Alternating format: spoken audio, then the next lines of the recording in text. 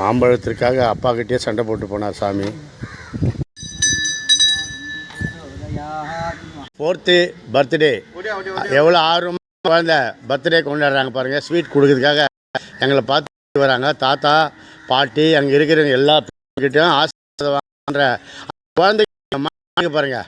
அது பெரியவங்க பசங்க வாழ்க்கை நன்றி.